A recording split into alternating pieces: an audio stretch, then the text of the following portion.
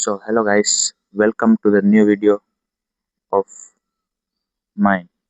So today we will discuss about the 6 pillars of self-esteem. So let's get started the video. एक और सवाल, why we chase the happiness? What is the meaning of self-sabotage? एक और सवाल, हमें लगता है कि हमें ज़्यादा मार्क्स अच्छे आ Yes, I got a जाएंगे 98. तो लाइफ बढ़िया हो जाएगी, That is an A लेकिन plus. ऐसा कुछ होता नहीं है। Mom, I actually फिर did it. हमें देर से अच्छा लगता है कि जब हमें नौकरी मिल जाएगी तब भी अच्छा होगा, लेकिन तब भी लाइफ फुलफिल नहीं होती। तो आखिर हम करें क्या? हमें क्या करना ऐसा चाहिए? अपने पैशन को ढूंढो और उसी पे काम करो, वही करना चाहिए।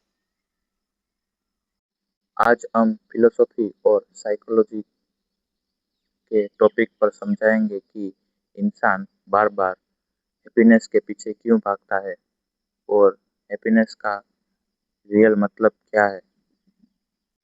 इमेजिन करो, एक आदमी, उसने सोचा बस डिग्री मिल गई, अब और क्या चाहिए।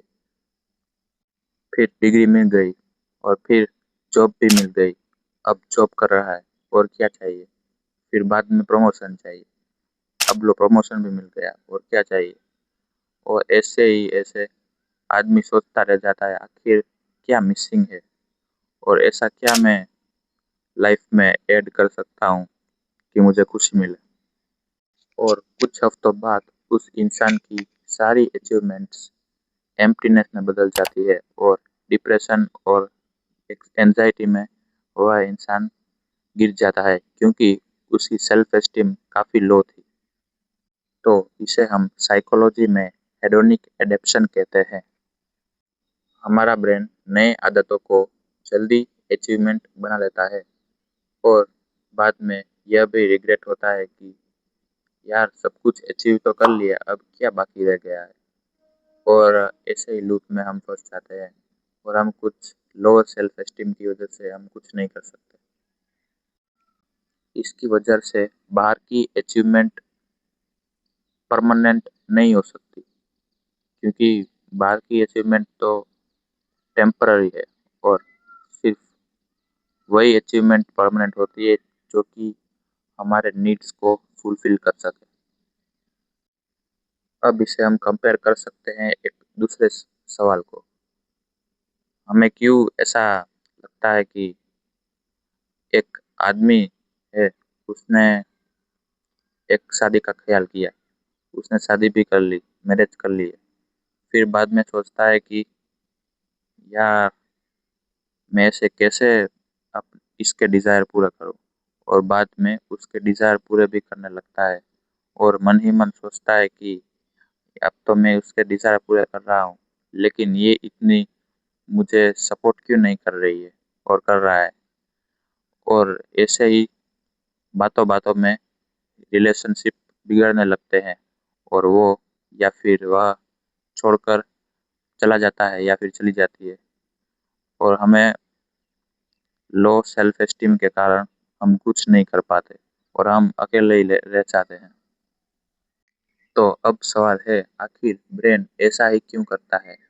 तो ब्रेन इसलिए ऐसा करता है कि हमारा ब्रेन हमेशा सर्वाइवल मोड पर ही चलता है और हम ज़्यादा फ्यूचर और पास्ट के बारे में सोचना पसंद करते हैं, और हमारा ब्रेन भी ऐसा ही सोचता है, न कि प्रेजेंट में रहकर सोचते हैं हम। इसी वजह से हम प्रेजेंट में रह नहीं पाते और प्रेजेंट को एंजॉय नहीं कर पाते और हमेशा फ्यूचर के बारे में सोचने लगते हैं। इसलिए ज़्यादातर प्रॉब्लम फ्यूचर से रिलेटेड हमें होती है और वही हमें एंजाइटी और डिप्रेशन में डाल देती है कि हम क्या करें, क्यों करें, कैसे करें। ये सब ज़्यादा सोचना नहीं चाहिए और हमें अपने गोल्स पर ही ध्यान देना चाहिए और उसके लिए प्रेजेंट में ही रहना चाहिए। मार्कस एरिलियस ने लिखा था कि तुम्हारे कंट्रोल में तुम्हारा सिर्फ माइंड ही है, न कि बाहर की चीज।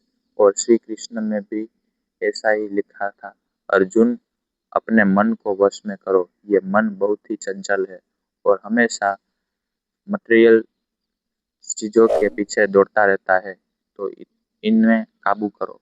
और जो तुम इन्हें काबू कर लिए तो तुम लाइफ में हमेशा सक्सेसफुल रहोगे। और अपने कर्म करते जाओ और अपनी शांति को सही इस्तेमाल करो और उसमें जुट जाओ।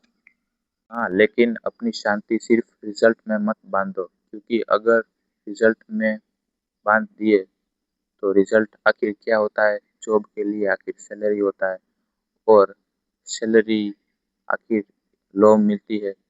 तो ऐसा मत सोचो कि यार अब मैं क्या करूँ। ऐसा सोचो कि ये एक दूसरा रास्ता क्या मैं सोचूं कि मैं एक और दूसरी सैलरी कमा पाऊँ अगर प्रमोशन नहीं मिलते तो। और ऐसा आप यदि नहीं करना चाहते तो हार्ड वर्क करो, स्मार्ट वर्क करो और हमेशा अच्छा सोचो। स्टॉप आस्किंग योरसेल्फ कि मैं अब कब खुश होऊंगा, और start asking yourself that how will I be happy and be better at 1% in my life. ये बात एटॉमिक हैबिट्स में भी कही गई है कि अगर तुम 1% रोज इंक्रीज करोगे तो तुम एक साल बाद 365% इंक्रीज कर दोगे। और ये 1% से तो काफी ज्यादा है 365 नंबर। सेल्फ एस्टीम को मजबूत बनाओ, खुद के लिए हुए वचन या फिर रिस्पॉन्सिस को निभाओ, और जो कल अब तुम बना रहे हो या फिर कर रहे हो वो सब रात में हैबिट ट्रैकर के बना लो नोट्स में। और फिर उस हैबिट ट्रैकर की मदद से कल क्या करना है वो सारी हैबिट लिख दो, और क्या बुरी हैबिट है अच्छी हैबिट है वो भी नोट करो, ताकि तुम्हें पता चले कि आखिर माजरा क्या है। आपका हर थॉट सच नहीं होता, कभी कभी ब्रेन ऐसे गलत चीज़ों और थॉट्स दिखा देता है ताकि आप उसी में पड़ जाए और कुछ नहीं कर सके। तुम्हारे मार्क्स, तुम्हारी जॉब, तुम्हारी सैलरी, तुम्हारी डिग्री, ये तुम्हारी आइडेंटिटी नहीं है। ये तुम्हारी सिचुएशन है जो कि तुम भूलना चाहते हो, और एक ऐसी नई सिचुएशन के लिए जुड़ना चाहते हो जो कि तुम्हें परमानेंट हैप्पीनेस दे सके, ना कि टेम्पररी। ये जो अचीव कर लिया उसके बाद तो खुशी खुशी है, जैसे कि कार, बाइक लेना, ये सब टेम्पररी हैप्पीनेस होती है, ना कि परमानेंट। जब तुम सिर्फ पैसे के लिए काम करते हो तो स्ट्रगल बहुत ही ज़्यादा मेहनती लगती है, लेकिन अगर तुम स्ट्रगल अपने हायर पर्पस के लिए करते हो तो स्ट्रगल भी एक मीनिंगफुल रास्ता बन जाता है, और तुम इस स्ट्रगल को अचीव भी कर लेते हो काफ़ी इजी तरीके से। अगर तुम सिर्फ अचीवमेंट के पीछे भागते रह जाओगे तो शायद तुम सक्सेस को अचीव कर लोगे, लेकिन अगर तुम अचीवमेंट को छोड़कर किसी को हायर पर्पस के लिए काम करोगे और बिना किसी सेल्फ आइडेंटिटी और सिर्फ सिचुएशन पर ध्यान दोगे तो तुम डेली अपने आप को खुश रखोगे और डेली इम्प्रूव करोगे। और ऐसी ही बातों के लिए और ऐसी फिलोसॉफी और साइकोलॉजी के लिए इस वीडियो को लाइक करें और शेयर करें किसी अन्य फ्रेंड को या फिर अपने दोस्तों को। तब तक के लिए धन्यवाद। और आपको और ऐसी मीनिंगफुल वीडियो देखनी है तो कमेंट सेक्शन पर कमेंट करें।